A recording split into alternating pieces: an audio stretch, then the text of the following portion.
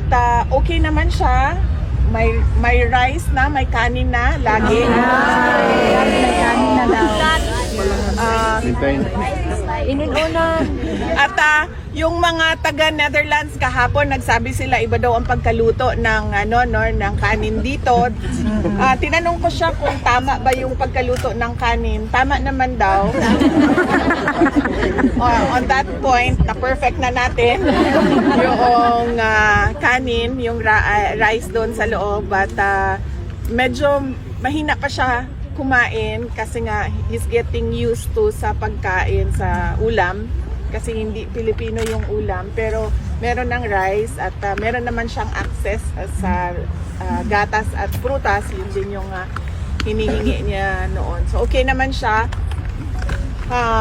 Ang kanyang may mga sakit na si Pangulong Duterte, natural lang yon dahil mag 80 years old na siya, so merong doktor na nagmamonitor sa kanya at meron din silang nurses na nagmamonitor din sa kanya. Ang kanyang blood sugar, nilagyan na siya ng gadget para sa blood sugar niya. So meron na silang parang electronic checking doon 4 times a day sa kanyang blood sugar. So medyo controlled naman ang blood sugar. Ang problema na lang natin ay hindi mapigilan yung pag-inom niya ng Coke Zero.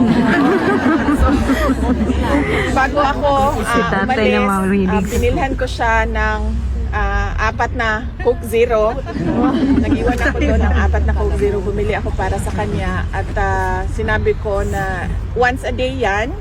Kasi ang grocery mo will come sa Wednesday. Ang grocery list mo will come sa Wednesday. So, once a day yung 4 na Coke Zero na iniwan ko sa'yo. Maintenance. At sabi niya, bakit?